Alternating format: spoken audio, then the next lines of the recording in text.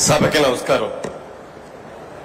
ఆంధ్రప్రదేశ్ రాష్ట్ర ముఖ్యమంత్రి వర్యులు గౌరవనీయులు శ్రీ చంద్రబాబు నాయుడు గారికి, ఉప ముఖ్యమంత్రి శ్రీ పవన్ కళ్యాణ్ గారికి, యువ నాయకుడు శ్రీ లోకేష్ గారికి, ఈ రోజున మనం సంస్మరణ సభ జరుపుకుంటున్న శ్రీ రామోజీరావు గారి కుటుంబ సభ్యులందరికీ, ఇచ్చేసిన పెద్దలకు అందరికీ నా హృదయపూర్వక నమస్కారాలు. కృషి, దీక్ష, పట్టుదల ఉంటే మనిషి సాధించలేనిది లేదు అనేది 100% రుజువు చేసిన వ్యక్తి శ్రీ రామోజీరావు గారు.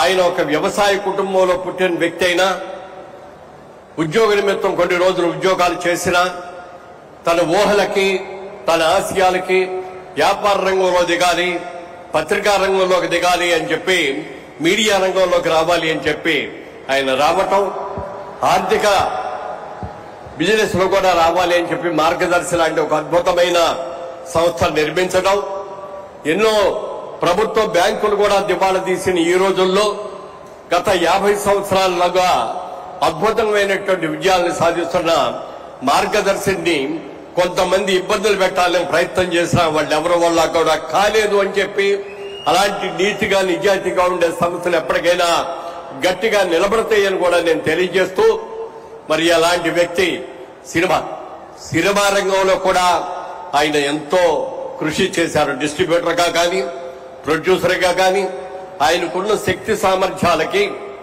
పెద్ద పెద్ద హీరోలందరినీ బుక్ చేసి అతి పెద్ద బడ్జెట్ లో కూడా సినిమాలు తీయగలడు. కానీ ఆయన ఒక్కటే ఆలోచించాడు, పెద్ద హీరోల దగ్గరికి వెళ్ళటం కాదు, కొత్త వాళ్ళతోటి, చిన్న వాళ్ళతోటి సినిమాలు తీసి సమాజానికి పనికొచ్చే, సమాజాన్ని మేల్కొల్పే లాంటి చిత్రాలు తీయాలని చెప్పి అద్భుతమైన చిత్రాలు నిర్మించిన సంగతి కూడా మనందరికీ తెలుసు. అలా తెలుగు భాష గురించి, తెలుగు భాష ఇంగ్లీష్ భాషతో సంకరమైపోతోంది, మన తెలుగు భాషను చక్కగా నిలబెట్టుకోవాలి అని చెప్పి తెలుగు భాష ఉన్నతి కోసం ఎంతో కృషి చేసిన వ్యక్తి శ్రీ రామోజీరావు గారు. ఒక వ్యవసాయ కుటుంబంలోంచి వచ్చిన వ్యక్తిగా ఈనాడు పేపర్తో పాటు అన్నదాత ప్రతి ఆదివారం నాడు కూడా రైతు సమస్యల్ని, పంటలు ఎలా పండించాలి, పంటలకు వచ్చే రోగాల్ని ఎలా చేయాలి అనేది ఆయనే స్వహస్తాలతో ప్రతిదీ కూడా రాసేటువంటి వ్యక్తి శ్రీ రామోజీరావు గారు. అలాగే ఈనాడు పేపర్లో ప్రతిరోజు కూడా ఎడిటోరియల్ అంతా కూడా ఆయన స్వహస్తాలతోనే రాస్తారు తప్ప ఇంకొకరి బాధ్యత వహించరు. రామోజీ ఫిలిమ్స్ అని వాళ్ళ వరల్డ్ వైడ్ గా మనం గర్వంగా చెప్పుకోదగలిగినటువంటి ఒక అద్భుతమైన సిటీ నిర్మించిన ఖ్యాతి కూడా మన రామోజీరావు గారికే తగ్గింది.